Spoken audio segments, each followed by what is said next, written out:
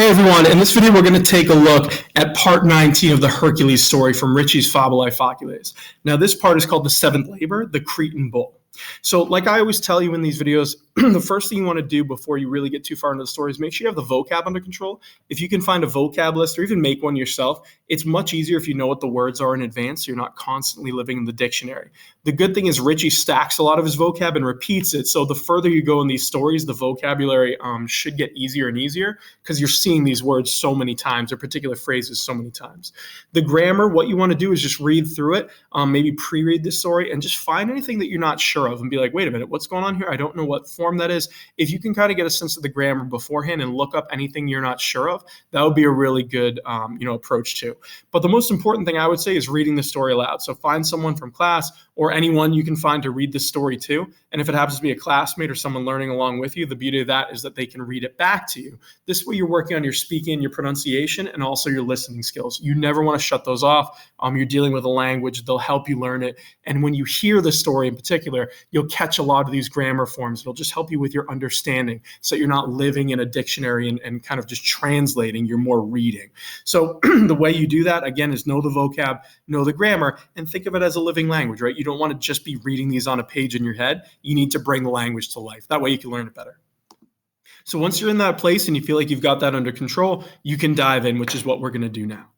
So the story continues with this. You have tum Eurystheus, Hercules imperavit, ut taurum quendam ferocissimum ex insula Creta vivum referat. So you have then Eurystheus. Remember, that's the king who keeps giving Hercules these labors. He ordered Hercules. So imperare here, he commanded, right? You command to someone, or you can almost think of it as like giving orders to someone. That's why you have Hercules there. It's the dative object of imperavit. So it's saying he ordered Hercules. Now, since he ordered him and we don't have a direct quote, this is an indirect statement, specifically an indirect command. And when you do this in Latin, you're going to be using the subjunctive with this ut clause. So what did he command him? He commanded him or ordered him ut taurum quendam, blah, blah, blah, blah, all the way to referat. Now, referat is the verb. It means to bring back, referre. Now, the form here is an infinitive, referre, with a verb ending on it, the T. That's the imperfect subjunctive. So it's subjunctive and set off by the ut clause, right? And it's telling you what he ordered him to do. So you could either say that he ordered him so that he might do this, that he might carry back, or I think more commonly, it's just easier to say he ordered Hercules to carry back. That's one way to do referat. But that's what he's ordering him to do. And again, it's subjunctive because we don't have the actual quote of what the order was. So he ordered Hercules to bring back the taurum quendam, right, a certain bull, and it's described as ferocissimum, most fierce or most fierce. So this certain fiercest bull, and it's also described as vivum, which means alive. So in this case, Hercules is not murdering anything or killing anything. He needs to bring the bull back alive, which is part of the challenge. And he's bringing it ex insula Creta, from the island of Crete. So that's where he's headed. Then we continue, and we have ele igitur nauem conscendit et cum ventus idoneus esset statem solve. Right? So he continues, says, therefore he conscendit, right? He climbed aboard is kind of one way to do it, right? He got aboard, or I guess climbed aboard makes the most sense. He climbed aboard a ship, a nauem, meaning Hercules did. And then you have this cum clause here, right? We have et cum ventus and idoneus esset.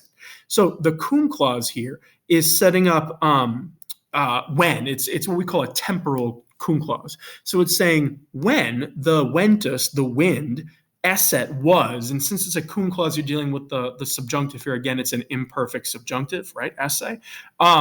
So you can just translate it as if it were just normal imperfect indicative. You're saying, and when the wind was idoneus, was suitable, immediately solve, right? Immediately he set sail, you might say, right? Solve means like to kind of set loose, but when you're dealing with a ship, I think it probably makes the most sense to say he set sail. Then it continues. You have another cum clause. You have cum tamen insula iam apropinquaret, tanta tempesta subito corta est, ut navis cursum tenere non posset. So another cum clause, and this is going to be another temporal when, right? So however, when Apropinquaret, he was approaching. Again, apropinquaret is imperfect subjunctive because you're dealing with a cum clause. So when he was now approaching, right, the insula here, right, means he's getting, he's getting close to the island, right? He's approaching an island. And again, this is apropinquare takes the dative, so it's literally he was approaching to the island, but you can just say he was approaching the island, meaning the island of Crete.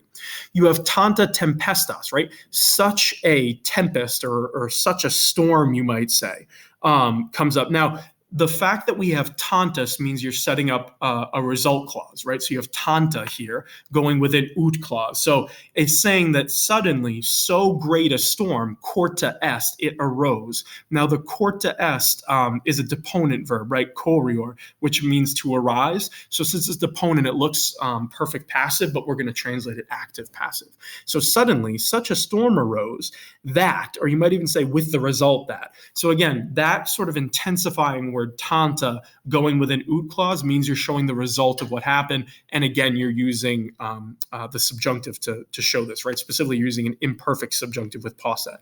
So the storm, or such a big storm arose suddenly that the navis, right, non posset tenere cursum. So the ship was not able, non posset, tenere cursum, to hold its course. It means that the ship got blown off course, right, because of this huge storm.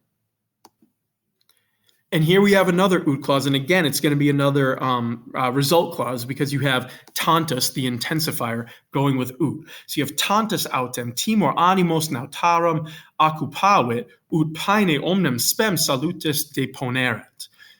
So such, or you might even say, however, such a timor, such fear, you might say, right? Timor, such fear, that's probably the right way to do it. So such fear occupied, occupavit, right? It's perfect tense, the animos nautarum, the minds of the sailors, meaning they were so afraid, but literally it's such fear, however, occupied the mind of the sailors that, or with the result that, almost omnem spem, so you have all hope, right? But you want to go to deponeret, they set aside, right? So again, you might say with the result that they put aside all hope, omnem spem, of safety, salutis, right? So the storm was so bad and they're so afraid that they put all hope away of safety, meaning they're thinking they're all going to die. Then it continues. You have Hercules tamen, etsi navigandi imperatus erat, haud quaquam territus est. So Hercules, however, and then you have this sort of this side thought coming from Etsy. So remember, Etsy means although. It literally means like and if or even if, but you could say although. So you're saying Hercules, although he was imperitus, so this means skilled, right? So even though he was skilled, and then you have navigandi. Now, navigandi is a gerund. It's the verb navigare, to sail, but it's acting as a noun, so it means sailing. It's genitive here, modifying imperitus. So literally, you're saying imperitus navigandi, skilled of sailing is what that means. It means he was such a good sailor. So you're saying Hercules, however, although he was skilled of sailing, right, meaning he's a good sailor, haud quaquam. So haud quaquam means in no way or not at all is kind of one way to do it. So because he's such a good sailor, he was in no way or not at all territus est, frightened. Right? So territus est is just the perfect passive of the verb terere, which means to scare or to terrify. So again, it's saying that he's not afraid, right? He's the only one who's kind of at peace and calm. So again, it's because he was a skilled sailor, right? So he's not worried about it. Then we go to the next part, and you have post breve tempus summa tranquillitas consecuta est, et nautae, qui se ex timore iam receperant, navem incolumem ad terram apulerunt. So after a brief time, right, post breve tempus, and these are accusative, right? So after a short time, right, consecuta sunt, right? Or sorry, rather consecuta est. It's the perfect passive. So consecuta is coming from the verb to follow, but since it's deponent, consequor, you can translate it actively. So it means like after a short time, this summa tranquillitas, this great, or you might even say greatest tranquility or calm, arose, you might say, or followed, right? So this great calmness followed after the storm is gone.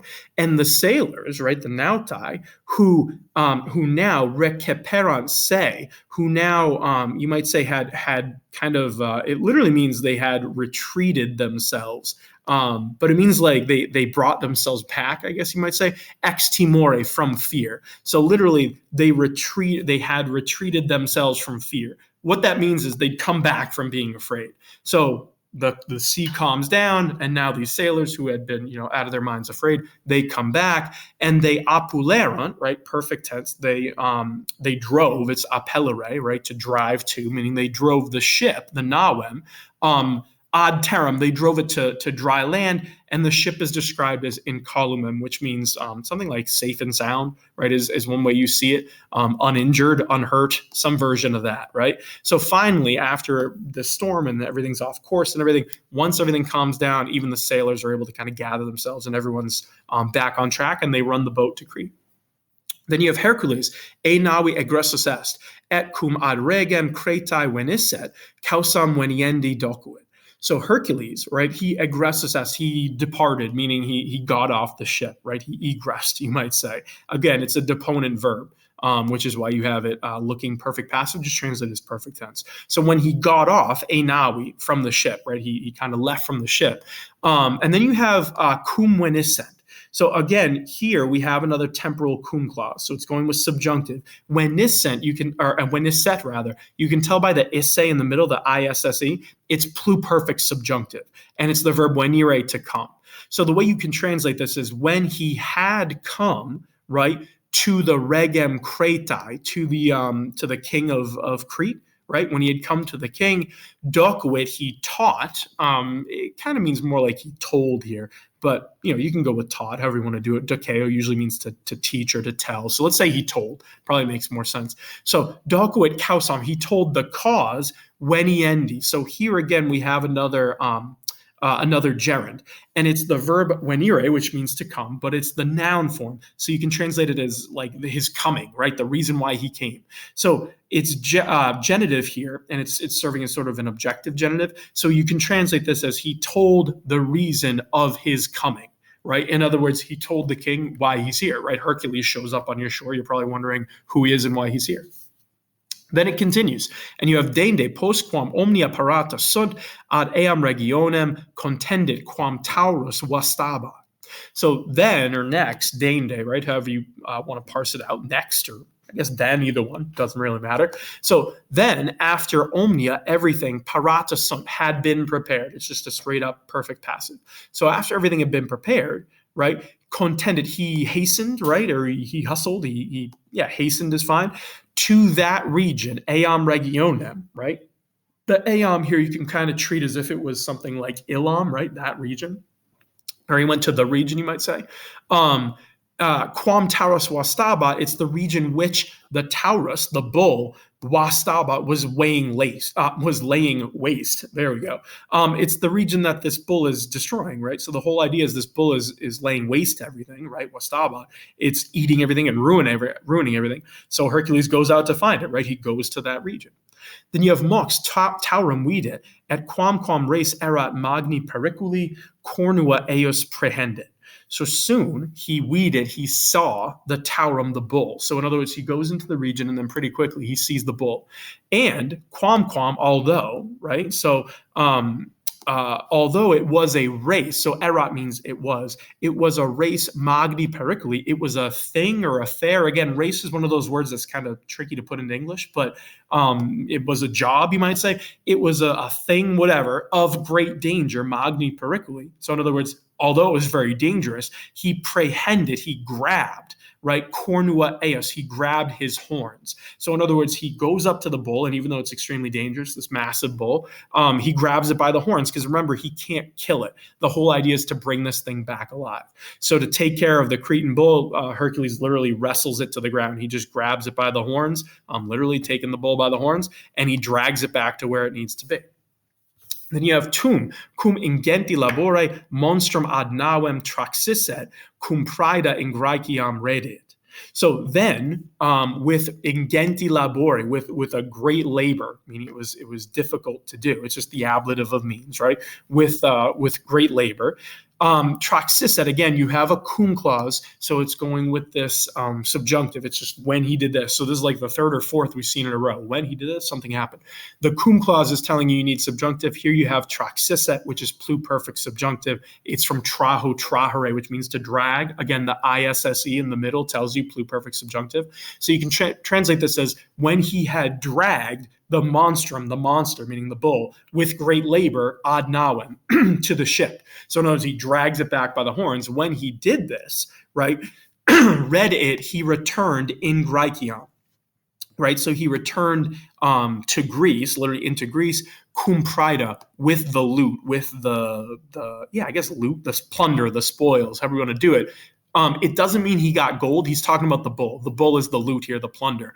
That's the thing he had to get back. So here you might notice cum is not another cum clause in that last line. You can tell because your verb is not subjunctive. This is just cum meaning with, right? Going with the ablative, and your ablative here is praeda, right? Cum praeda, so you can tell they're going together.